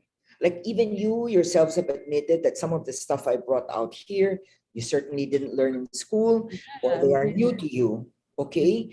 Of course, the historian in me, sanay kami mag-research. So, syempre, we will do this. But, that's another reason, access to facts. And the third is again, pagkukulang ng ating educational system, mga teachers tayo, so allow me to speak candidly. Yes, please. We don't pay enough attention to the teaching of critical competencies. We always associate critical competence with science, with math. Sa history, memorization. Ganon din ang resulta ng pag-aaral namin sa pedagogy ng Araling Panlipunan. Memorization lang lahat. Nakasulat doon, mag-unawa. Pero tingnan mo yung periodic test, lahat memorization. So out of sync. Yun ang nilalayon sa lesson plan. Iba naman ang tinetest sa periodic test. So hindi sila magtugma. So on the level of awareness, alam ng teacher dapat niya ituro. But in practice, hindi niya tinetest. Pag hindi niya tinetest, ibig sabihin, iba yung tinuturo niya. Memorization lang. So, pagkukulang din natin. We have a lot of work to do. And those of us who are in a capacity to know and want to share, we should really go out of our way to spread as much of this as we can. Because we have crucial decisions to make in a few weeks' time. Yeah, a few weeks' time. And then after that, whatever the result, we should not stop. We should accelerate all efforts. No? Anyway, thank you, Father Jobert, for your question. Okay, correct. May mga nagtatanong po, kasi I think they find what you presented very informative talaga. They're asking if you can share your slides or papapanoorin na lang ba namin ulit para we can get the data? Let me see what I can do about sharing the slides. Normally that's fine with me. Okay, I mean, like I really speak to public audiences. My only concern is that when you share them, you know the facts yourselves and you're able to explain them in the same way. Otherwise, the slides will be yeah, and then yeah. That's my only concern. That's my only concern, actually. But, if CEAP wants some kind of trainers training, we can think about something that on the side. And those who are willing to, I can tell them and look at this, read this, and you can actually change some of the slides and put in other things. Ang original nito, I wrote, it was all in Filipino, except for the good governance parts. Sinulat ko sa Filipino because ang mga kausap ko were community women and men, mga ganon. No? So I wrote it in Filipino. And then I just fix it up. That's why you will see some words remained in Filipino. But anyway, I added new slides for this kasi yung concept of justice, yung mga good governance, dinagdag ko. Okay, thank you. Maybe just as a rejoinder to the question of Father Jobert about the mindset. From Adi Isidro, how can we help each other go beyond the mindset? Okay lang na magnakaw, magsinungaling at pumatay siya. Tinutulungan naman niya kami para makakain kami araw-araw. So ako, ang itatanong ko, okay, ngayon kung ikaw ang namatayan, tatay mo ang pinatay, okay na yon. At ang sasagutin ko, yung sagot mo sa akin, okay naman yun. Kasi hindi naman kami naapektuhan eh. So namatayan ka, pasensya. Yeah. Okay ba yun? That's how I would return it. Okay ba yun sa inyo? Kasi pwede ko din sabihin yan sa inyo na kami naman, di naman naapektuhan, di naman kami namatay, hindi naman kami nagutom, hindi naman kami ganun. Kayo ganun. So okay. That's the thing, we have to kind of turn it around in maybe a more personal way. That's not necessarily the way I would like it, but that's the way it is on the ground.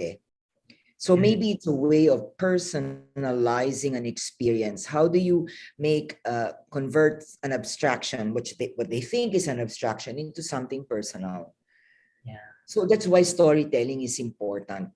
Yun ang hindi ko nakikita sa textbooks, yung actual stories of people. Doon ka lang matatamaan when, pwede pala yan, that could have happened to me. Ano kaya? And actually, Facebook is a very good avenue to bring this Yeah. all out, di ba? Yes, because ang technology ng social media, pwedeng video, pwedeng lahat ng uri ng interactive, pwedeng gawin eh. Oo. Okay. Pero mahirap talaga. I'm not saying I have all the answers, no? Matanda na ako and I'm still at it. Diyos ko. Tagal-tagal na. But this was this is a question I think from the first part of your talk from Carissa Chua. How can we help? Because you said something that not everyone is represented, especially the most needy. No, so how can we help as citizens ensure in a representative democracy that the needs of the most vulnerable are heard and met, and ensuring equity and inclusiveness? You know what I find helpful is if we start, let's say we start with ourselves, and if we were to examine every policy or law or measure that comes out, not from our perspective, but from the perspective of a vulnerable sector, that might change our point of view. You know, during martial law, the latter portion, if I recall, the Catholic bishops came out with a phrase that remains with me. They called it a preferential option for the poor. PCP2. It's a bias. Yeah. It's a bias. Let's admit it. It's a bias because you prefer to take the side of the poor. So when there is a law, the tendency is, how will that affect me? But suppose we turn it around and we say, how would that affect the needy members of our society? And you will see it will change the way we will answer that question. That's one. So in other words, in terms of an inner consciousness on our part, kasi kailangan may matransform din natin yung sarili nating pag-iisip. The other, of course, is by engaging with these sectors, and all of us who are in education. Well, I'm retired, but you're still still teach. But in all our educational institutions, we have a service component, an extension service component. Yes. So doon, yun sana ang venue where we expose ourselves, our students, and ourselves, especially us educators, to other sectors who might see and think and experience things differently from our own experiences. Sa akin, mahalaga yung exposure na yon. You know, I'll give you an example. It's a little bit personal, but I'll give you an example. You know, when my father was arrested, so this was 1972, you know, my mother was a special kind of woman. You know what she did? She introduced us, she got in touch with families of other detainees who suffered immeasurably worse than my father. These families had members who either namatay or na-torture yung anak or dinukit and they never saw their relative again. Okay. But my mother brought them to, you know, we met them. And we met them face to face. We got to know their stories. So it changed our perspective. Martial law to us, children, could not just be about my father. It went beyond the personal. It became a societal problem. Hindi lang naman si Dad ang naapektuhan. And nagpasalamat nga kami that he was not at least physically tortured, although he was placed in solitary confinement, but physically he was not touched. The experience was traumatic for us. They burned his office while he was in jail. And my mother and I we had to run there after the curfew, so mga after 4 a.m., sunog na. And my father lost all his livelihood. That building went to the bank. You know, everything was uncertain. Nothing became certain at all. No? But still, we realized that is nothing compared to what other families parang nagbabago yung mundo mo. It's not about us, about me, only my father. This is a problem of a larger society and of people who suffer immensely worse than we do. And I think if you reach that level in your life, that level of awareness, it will affect the way you make decisions on everything. Even as administrators, decisions I make in class, decisions, small things. Like, for example, when I taught online during Zoom, I couldn't require a paper, which in history I would normally require, because I wasn't sure that all my students would have internet access and the money enough to sustain a research. When you research and you spend hours reading things online, and I felt that if I imposed such a requirement, it might favor those who have or disfavor those who don't. Very Yes, good. parang, it's a small thing, but it even affected the kind of requirement I would impose in my syllabus. So you internalize it so that it becomes a part of every aspect of your life. And martial law was difficult for my family, but I have to admit it was a great teacher. And those lessons remained with us for life. And we tell stories to the next generation because we want the next generation to understand this is how life was. And all this fighting that we older ones in the family are doing to change things, to elect decent and courageous people and place them in power, this is not about personal things. This is about really creating the life of future generations. Kung ako, I'm retired. So, but it's the next generation, it's the future. Maybe one final question from our audience. May dalawang similar dito. From Carissa Arambulo. Given the varying perspectives of how the Philippines history is worded by the different generations, I think these are youth. How might we create a middle ground for peace to thrive, especially in social media platforms where misinformation and disinformation is commonly spread? Related to that is the question of Bianca Pabotoy. How can good governance ensure, aside from laws, the development of a non-violent technology to avoid the abuse of online platforms like Facebook and TikTok that becomes a hotbed for historical revisionism? So, Okay. idea. Thank you. I'll answer Teresa first. Middle ground. Teresa, I'm not sure what you mean by a middle ground. You see, in history, there's no such thing as a middle ground. It's really about evidence. That's it. Just present the evidence.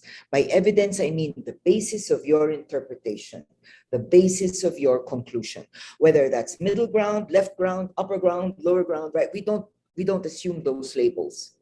It's the evidence that matters. So one of the things that we teachers have to teach, and I emphasize this in all my seminars for Araling Panlipunan teachers, kadalasan ang tinuturo natin, differentiate fact from opinion. Okay, but that's not enough. It's differentiate opinion from opinion. In other words, not all opinions are equal. Some opinions have bases. Others have none. Some opinions, therefore, belong in the rubbish bin, while other opinions are credible. But we are not teaching our students how to evaluate opinions. Instead, we say, well, that's your opinion and you have a right to it. Yes, you have a right to it. Yes, you have a right to it, but that doesn't mean that your opinion is valuable. Your opinion could have zero value. Why? Because we look at the evidence. What is your basis? Kaya yung mga exercises sa Araling Panlipunan na like, not like, hindi ko gusto yun eh. Ang tanong is bakit? Ano yung iyong basehan? And that is what teaches young and future voters, young and future active citizens. That's what teaches them to think critically. Hindi pwede yung, well, that's your opinion. You think martial law is good. Me, my opinion, martial law is bad. So you're both right because they're both opinions. Wrong. Show me the basis. So if you say this happened during martial law, present your evidence. If you say this happened during martial law, present your evidence. You know what will weigh in the end? Okay, first historians, it's the evidence. For Catholic educators, which you are, well, I'm Catholic too, it's the values. It's the values. Because in the end, in all Catholic schools, the question is, can any material benefit outweigh human dignity, human life, the right to be a person, the right to be treated fairly and equally? In the end, that's it. So you say, okay, gumanda yung buhay mo. May pinatay. Pareho ba? Pareho? Same weighing scale, you put it on a weighing scale, they're the same thing. So in the end, you talk about values. And that's where Catholic education would really come in. So as I said, there's no middle ground for us. For historians, it's the evidence. And for Catholic educators, it's evidence plus value. With regard to Bianca's question, how can good governance ensure the development of technologies? Actually, this is what Maria Reza has been talking about, that Facebook and other social media platforms have to be pressured to introduce more stringent rules and policies that, one, totally block out misinformation because it can be fatal. Whether you're talking about health issues, it can lead to deaths because of non-scientific understandings, and then people take medicines or refuse vaccines or accept whatever it is your position is, but science has to be the deciding factor there. So they have to impose more stringent rules that block that. They have to be more transparent in their own policies because they don't apply them fairly. They allow a lot of these accounts to open, and I think they know that many of them are fake accounts. So there are human means. And when you talk about how does good governance do this? Well, if social media platform owners applied good governance principles, exactly what we talked about earlier, being transparent, being responsive, okay, allowing participatory engagement by users, to have a hand in shaping these policies. Kasi they own them eh. So they think, well, ako may-ari niyan, I decide. I'm the owner of Facebook, kung magpapasya. Ikaw, consumer ka lang. No. So if they were accountability pa. Dapat may accountability sila, no? Like what you said. Yeah, accountability. I mean, if all these principles of good governance were applied, then we would see a better and on social media, I think, no? That's on the part of the social media users. On our part as educators, I think we also have to teach our students in all classes, the ethics of social media engagement. And again, these have to do with values. You respect the other. You may not agree, but you respect the other person. You don't go below the belt. You don't insult. You don't make fun of the person's itsura or ngipin or background or whatever. These are things that you don't do as a matter of basic human interaction. And they're worth repeating because we live in a different social world now. So we also can do something. In other words, we as educators also practice these principles of good governance. Thank you. Oh my, it's almost 11 o'clock. Ang I think we talked too long. ang dami pa natin pag-usapan sana. But siguro before we end, we'd like to ask you, what's your final message to all those teachers, students, parents, and staff and administrators of CEAP member schools joining us today, Dr. Diokno? Well, Final message. Marianne, I'm asking all those of you who are present, we have to make a big decision this May. The impact will last well beyond the actual election. Okay, this is crucial to our future as a people, and especially the future of the generations we teach, of our own children, and for those who have grandchildren.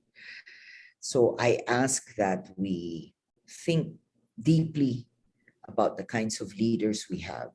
No one is perfect, we know that. But let's agree on some basic shared attributes. people who are honest, who are decent, who we know will stand up for our country. And we have those people. There are people like that. So I think maybe what we can do is to share all of this knowledge and spirit and passion that we have, no, to make things work. At bottom, no matter how depressed or demoralized one might come, two things keep me going. One is faith in our people. I never give up. The other, of course, is faith in the Lord, because without that, it's hard to keep going.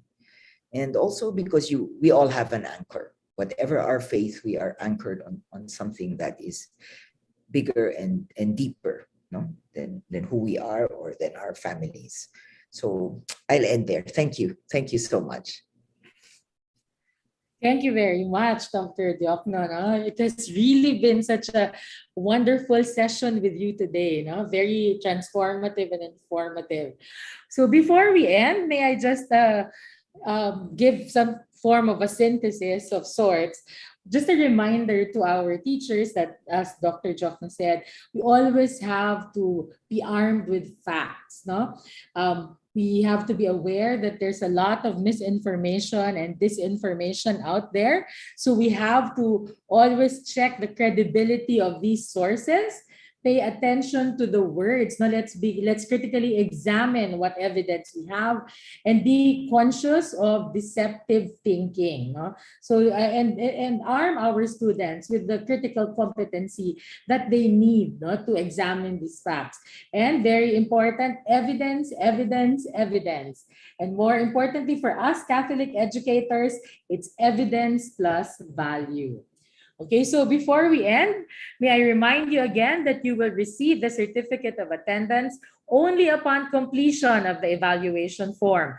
The link is already posted in the comment section of this page and on our Facebook page. Again, please note that the link is now live and will remain open until 5 p.m. today. Again, you may start your evaluation by clicking the live link in the caption of this broadcast, and it will remain open until 5 p.m. today. We encourage you to answer the evaluation form and you will receive the certificate of attendance within the next 3 to 5 days. So we would like to thank our web host, Raxo City, and of course, the Private Education Assistance Committee for being such wonderful partners for the JEEPGY conference. Some invitation for the upcoming activities. We invite you to join us this Friday, March 18 at 11 a.m. To 12:30, right after the session of poverty reduction for another episode of Kwentuhang Halalan. The Kwentuhang Halalan are conversations about the elections. This week, our guests are from Central Luzon, Region 3, and the Cagayan Valley, Region 2. As usual, this is aired live in Radio Katipunan 87.5 FM, also cross-posted on our Facebook page. And important also, on March 25 at 6 p.m., the CBCP and JESCOM will be hosting Usapang Halalan at the Ateneo de Manila. It will be live streamed on JESCOM, Radio Katipunan, and several other social media partners. And we will also cross-post it in our official CEAP Facebook page. Again, join us tomorrow, day 4, for our session on gender equality. And so on behalf of our President, Sister Maria Marisa Viri, and the CEAP Board of Trustees, Mr. Arellano and the Executive Director and the National Secretariat, Father Iking Balongag, our Programs Committee Chair, this has been Mary Ann Cruz saying thank you and good morning.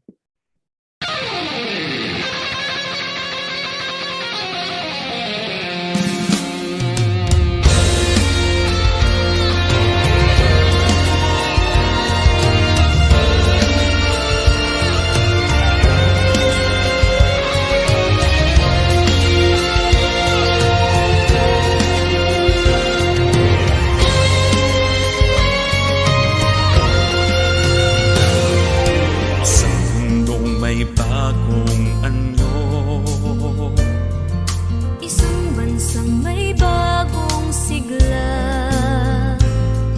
Dahil sa ikaw at ako, natuto sa prinsipyong punyo at serbisyong totoo. kalintulad ni Kristo, Isang puwarang Katoliko. Pagkakaisa sa tulong at gawa, masasalamat sa lahat ng alaala, pagbabago.